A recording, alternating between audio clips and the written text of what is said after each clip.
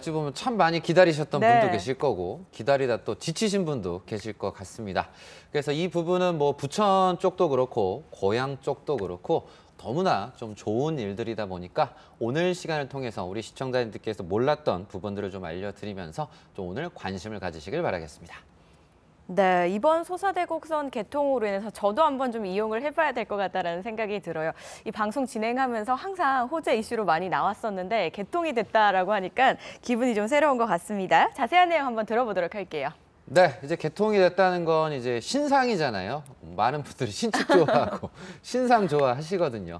그래서 이제 새로 개통이 좀 되면서 뭐 시장님도 그렇고 뭐 국회의원분도 그렇고 좀 축하를 하면서 결국은 서해선, 복선전철, 부천 소사 이런 대곡 이 고양 대곡 라인이 2013년 7월 1일 날 개통을 했습니다.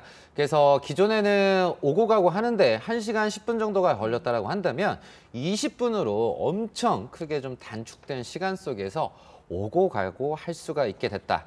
이제 더 나은 건 현 시점이 아니라 현 시점에서 미래를 더 밝게 볼 수 있는 점인데요. 그래서 고양, 부천, 시흥, 안산 일대는 추가적인 이런 신안산선이라든가 철도 호재들이 좀 계속 있다 보니까 충청남도까지 서해안 철도 축이 25년이 되게 되면 완벽하게 또 구축이 되게 되는 그런 상황이 또 발생할 수가 있습니다. 그래서 우리 시청자님들 같은 경우는 예전에 뭐 10년 전에도 20년 전에도 야 서해안 시대다, 서해선 시대다 이런 얘기가 뜨문뜨문 기억이 나실 건데 2년 뒤에는 이게 완벽하게 구축이 돼서 현실화되는 부분이니까 지금서부터 관심을 가지셔도 늦진 않다 이렇게 좀 조언을 드리고 싶고요. 어쨌든 서해선 대곡 소사 구간이 개통을 했다. 그래서 이 고양 쪽에 있는 대곡에서부터 아래쪽에 부천, 소사 쪽까지거든요. 근데 이 그림은 어찌 보면 작은 그림입니다. 큰 그림을 보시게 되면 대곡에서 이 소사, 원시선까지 한 번에 또 연결이 되는 부분이어서 어쨌든 2015년에 착공을 해서 무려 7년, 약 8년 정도의 좀 시간이 걸렸지만 어쨌든 개통을 하고 오픈을 했다 보니까 고향 분들 같은 경우는 이 철도를 타고서 김포공항 이용이 얼마나 또 쉬워지시겠습니까? 그리고 인천공항 또한도 역시 마찬가지고 부천에 계신 분들, 김포에 계신 분들 또한도 역시 이 고향 쪽에 오고 가고 하시는 그런 부분이 상당히 교통이 좀 많이 개선된 부분이니까 이 부분 참고하셔서 여기에 맞춰서 새로 개통이 되는 역, 여기에 맞춰서 상당히 좀 입지가 좋아진 지역들이 또 개발이 또 한창 중이다 보니까 우리 시청자님들은 항상 기회는 있다. 이 부분 잊지 마시고 부동산에 대한 믿음 또한도 역시 잃지 않으시면서 더위에 지시는 우리 시청자님들이 아니라 더위를 이겨내서 정말 나를 위한, 자녀를 위한 부동산 선택을 잘하시는 우리 시청자님들이 되시길 바라겠습니다.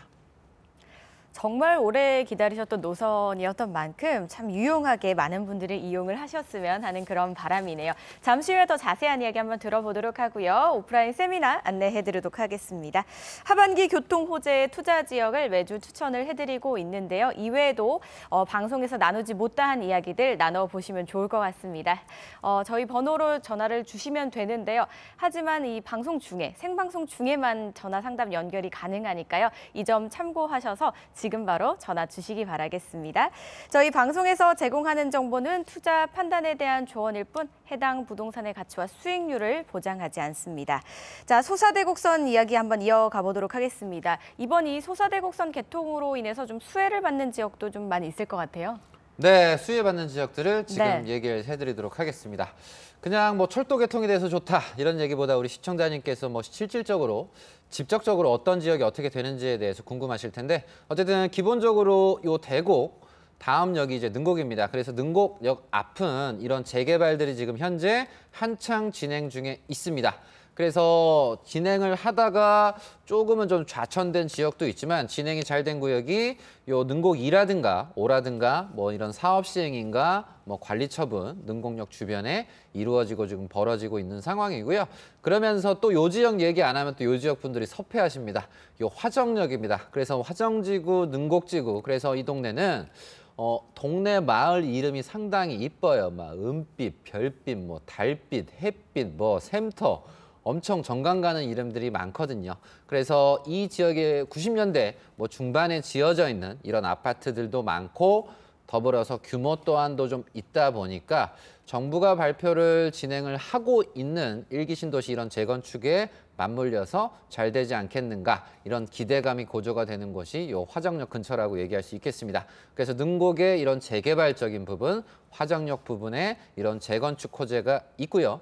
다음으로 이제 내려가면 고향에서 이제 내려와서 김포공항역이 있는데 김포공항역도 요즘에 이제 9호선으로 또 환승하는 부분 때문에 엄청 이제 붐빌 수밖에 없는 상황인데 어쨌든 김포공항이랑 가까운 곳이 이런 송정, 방화입니다. 그래서 이런 낙후됐던 지역들이 현재는 마곡이 들어오면서 개발에 박차를 가하고 있죠. 그래서 뭐 2구역, 3구역, 5구역, 6구역 이런 방화 재개발 라인도 한번 보실 수가 있겠습니다. 그래서 뭐 신속 통합으로 진행하는 부분, 뭐 그냥 조합이 설립이 되거나 사업 시행 인가가 되거나 뭐 이주를 하고 있다거나 이런 부분이 송정역 주변에서 뭐 모아타운 또한도 역시 진행을 하고 있어서 어쨌든 좋은 사례는 긴등마을이 개발이 돼서 잘 완공이 돼서 힐스테이트가 들어갔다는 점 때문에 반대편에 있는 2, 3, 5, 6구역에 대한 좀 주목을 해보실 수가 있고요. 또 내려오시게 되면 이제 소사역, 더블 역세권이 되었죠. 그래서 소사역 이 재개발, 뭐 소사 3구역이라든가 그래서 일찍이 대기업들이 들어와서 근처에 아파트를 또 지어서 분양이 돼서 또 잘 되어 있는 상황이어서 미래에 앞으로 소사역 주변이 더 좋아질 가능성 그리고 송정역 주변이 좋아질 가능성 김포공항과 대곡, 능곡 지역이 앞으로 더 좋아질 가능성이 좀 높아진 상황이니까 이 부분 좀 재개발 같은 부분 참고하셔서 우리 시청자님들이 투자에 잘 활용하시길 바라겠습니다. 네, 소사대곡의 수해로 인해서 이제 어떤 지역들이 좀 주목을 받을 수 있을지에 대한 설명까지 한번 들어봤습니다. 궁금하신 부분은 언제든 저에게 전화 주시면 되는데요. 하지만 또 생방송 중에만 전화 연결이 가능하니까요. 이 점 꼭 참고해 주시기 바라겠습니다.